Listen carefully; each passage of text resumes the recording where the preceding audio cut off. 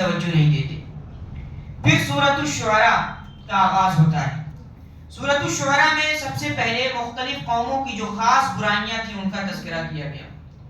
کوئی شرک کرتا ہے, کوئی آخرت کا انکار کر رہا تھا, کوئی زمین میں فتنہ اور فساد برپا کر رہا تھا, کوئی ہم جنس پرستی کے جھنڈے کو لے کر للکار رہا تھا, کوئی ناپ اور تول میں کمی کر رہا تھا, کوئی امانت میں خیانت کر رہا تھا, اور سب کا انجام انتہائی برا ہوا. پھر اس کے بعد انبیاء علیہ السلام کی دعوت کا تذکرہ ہے کہ اللہ کے جتنے بھی رسول آئے, جتنے بھی انبیاء آئے, سب نے لوگوں سے یہی کہا کہ میں تمہاری طرف اللہ رب العزت کا بھیجا ہوا رسول ہوں, تم اللہ رب العزت سے ڈرو اور جس چیز کی طرف میں بلا رہا ہوں اس کو قبول کرو, اور آخرت کو یاد رکھو, اس سے غفلت نہ برتو. وَمَا أَسْأَلُكُمْ عَلَيْهِ مِنْ أَجْرٍ إِنْ أَجْرِيَ إِلَّا عَلَى رَبِّ الْعَالَمِينَ. میں تم سے کسی اجر کا مطالبہ نہیں کرتا, میں تم سے اپنے اس کام میں تم سے محنت اور مزدوری نہیں طلب کرتا, میری محنت, میری مزدوری, میرا اجر اللہ رب العزت کے ذمے ہے. پھر حضرت ابراہیم علیہ السلام کی دعوت کا تذکرہ ہے کہ انہوں نے اپنی قوم سے کہا بتاؤ تم لوگ کیا پوچھتے ہو.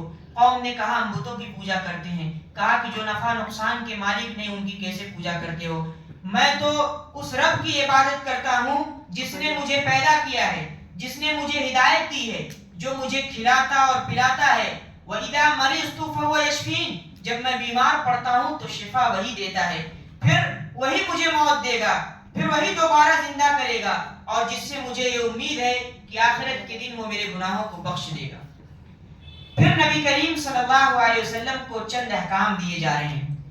دیکھیے ہر نبی کو سب سے پہلے جو حکم دیا گیا اور ہر نبی نے اس کام پر عمل کیا کہ سب سے پہلے اپنے لوگوں کو ڈرایا, سب سے پہلے اپنے لوگوں کو دعوت دی, اس کے بعد معاشرے میں نکلے, اس کے بعد سماج میں نکلے.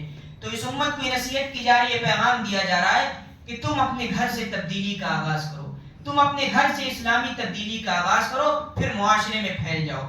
پھر فرمایا کہ لوگوں کے ساتھ نرمی کا معاملہ کریں, سختی کا معاملہ نہ کریں. ہو سکتا ہے کہ آپ سختی کرنے لگے تو جو لوگ آپ کے ساتھ ہیں کل نہ ہوں آپ کے ساتھ. پھر فرمایا کہ جب کوئی نافرمانی کرے تو اس سے صاف کہہ دو کہ نافرمانوں سے میرا کوئی تعلق نہیں ہے, اور اللہ کی ذات پر یقین رکھو, یقیناً وہ ہر معاملے میں رہنمائی فرماتا ہے. پھر شعراء کی مذمت بیان کی گئی کہ یہ شعراء یہ در بدر ادھر ادھر بھٹکتے رہتے ہیں, یہ اپنی زبانوں سے بیہودہ باتیں نکالتے ہیں, اور گمراہ لوگ ان کی پیروی کرتے ہیں, جو بدکار ہوتے ہیں, جو گمراہ ہوتے ہیں وہی ان کی پیروی کرتے ہیں. پھر اس کے بعد فرمایا کہ ان میں ایسا نہیں ہے کہ سب گمراہ ہوں, تمام کے تمام شعراء ایسا نہیں ہے کہ تمام کے تمام در بدر کی ٹھوکریں کھائیں. در بدر کی ٹھوکریں کھانے سے وہ لوگ بچ جاتے ہیں جو ایمان لائے اللہ رب العزت پر اور آخرت کے دن پر. آخرت کا دن اس کا یقین رکھیں تو پھر وہ در بدر کی ٹھوکریں نہیں کھائیں گے. پھر سورۃ النمل کا ذکر ہے. سب سے پہلے فرمایا کہ قرآن ہدایت ہے, بشارت ہے, لیکن کن لوگوں کے لیے؟ فرمایا کہ مومنین کے لیے, ان مومنین کے لیے جو نمازوں کو قائم کرنے والے ہیں, ان مومنین کے لیے جو زکوٰۃ دیتے ہیں. اور دیکھیے آخری صفت اور بڑی اہم صفت, اس کے بغیر ایمان ادھورا ہے, کہ آخرت کے دن پر یقین رکھتے ہیں کہ ایک دن قائم ہوگا جب اللہ رب العزت ہر ایک کو اس کے کیے کا بدلہ دے گا. پھر حضرت موسیٰ علیہ السلام کی 9 نشانیوں کا تذکرہ ہے جو یکے بعد دیگرے حضرت موسیٰ علیہ السلام کے سامنے ظاہر ہوئیں اور فرعون کے سامنے ان کو پیش کیا گیا. آپ جانتے ہیں کہ حضرت موسیٰ علیہ السلام کو ایک نشانی دی گئی آپ کی لاٹھی کہ وہ ڈالتے تو سانپ بچ جاتی. ایک نشانی دی گئی حضرت موسیٰ علیہ السلام کو یہ کہ اپنا ہاتھ بغل میں ڈالتے اور نکالتے تو چمکنے لگتا.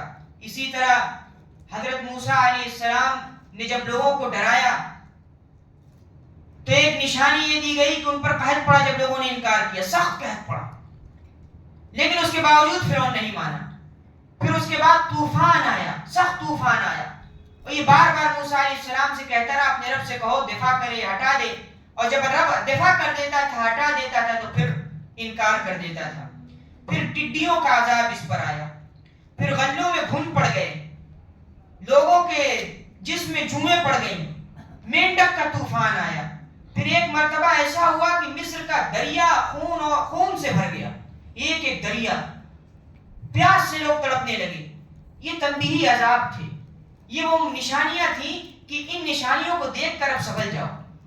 اور پھر سب سے بڑی نشانی تو جادوگروں کے سامنے ظاہر ہوئی، جادوگروں کو شکست ہوئی، یہ سب سے بڑی نشانی تھی۔ پھر اس کے بعد کریں، پھر اللہ کے نیک بندوں کی پہچان بتائی۔ سب سے پہلی صفت کہ جب زمین پر چلتے ہیں تو نرم چال چلتے ہیں، اکڑ کر نہیں چلتے۔ پھر فرمایا وَإِذَا خَاطَبَهُمُ الْجَاهِلُونَ قَالُوا سَلَامًا، جب جاہلوں سے ان کا خطاب ہوتا ہے، جب وہ ان سے بحثیں کرنے لگتے ہیں جاہل لوگ، تو صاف کہتے ہیں ہمارا کام ہو گیا، تم پر اللہ کی سلامتی اور میں جا رہا ہوں، السلام علیکم۔ بلا وجہ کی بحثیں جاہلوں سے نہیں کرتے، جب بھی جاہل ان سے مخاطب ہوتے ہیں تو سلام کرتے ہوئے گزر جاتے ہیں۔